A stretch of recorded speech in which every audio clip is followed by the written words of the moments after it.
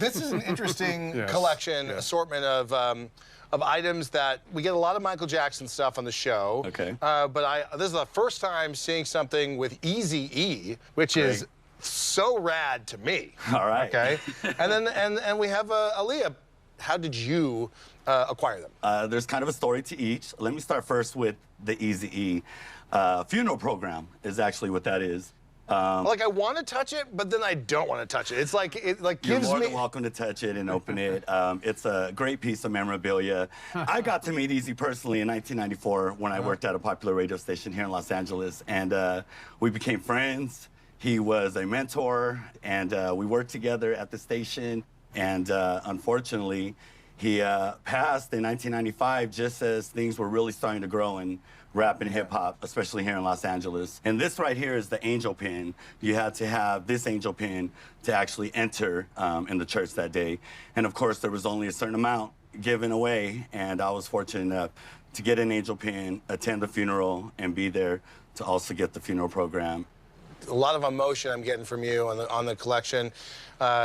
What about your photographs with Aaliyah, and tell me about this piece. Absolutely. Well, this piece she signed, I believe, 96. You know, I got to meet Aaliyah through the years, the R&B princess, probably one of the first to be titled the R&B princess. And in the 90s, R&B and hip-hop was kind of the collab, you know. R&B was really big in the 90s. She was probably 16 right here. I met her when she was 14, so I have pictures with her through the years as I would see her at the radio station that I worked at and also at different events, and just kind of became friends and would know a lot of the same people within the industry. And so this picture was part of this album, and that came out in '96. That featured a lot of hit songs that I love by Aaliyah. And she did really great that year, and this is something she signed for me. And I have many autographs from her. This is the one I wanted to share on today's show. And then lastly, you know, a historic moment in time, a sad moment in time. Yes. You know, Michael Jackson, you know, the celebration of his life, and, you know, the Staples ticket and the armband. You know, what can you tell us about I'm sure we all go back to watching Willy Wonka and the Chocolate Factory, and watching that show over and over. This was my golden ticket.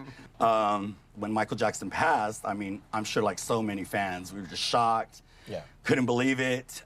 And when they announced weeks later that there would be a funeral and it was gonna be here at Staples Center, I just needed to be there. And I wanted the golden wristband, the golden ticket, whatever it was gonna take to get there.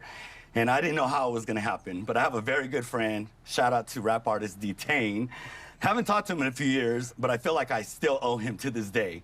And he was fortunate enough to get to win a ticket at the Dodger Stadium lottery they had during that time, and he gave me one of his 2 tickets. And I love your amazing to be there. I love your connection to your collection, to the music. Your personality is super infectious. So, Steven, what do you think it's, you know, worth? It's quite significant, and also it's coming now at a time when rap and hip-hop are so powerful in the marketplace. I think all of this stuff is very interesting, and valuation is very difficult because the market is very fluid and there's a lot of emotion in it. A lot of emotion from you in the history of it. Yeah. And if I was going to make some assessments of the valuation, it would probably We're gonna have to hold on to hear what we think the value of all of your awesome items are. All right. We'll find out if P-Funk is holding on to some hip-hop gold when we come back. And later, our Collectomaniac of the Week will head to Texas and see which autograph is worth more, Jim Morrison or Jimi Hendrix.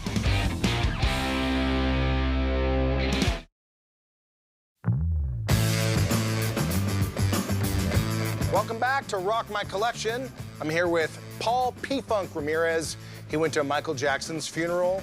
He has the program to prove it, the pin from the Eazy funeral, and an autographed photo of Aaliyah, none of which has ever been appraised. You know, hip-hop is hot, but how hot? And that's why we have our legendary music memorabilia appraiser, Mr. Braitman. What's the value of his collection? well, let's take these individually here.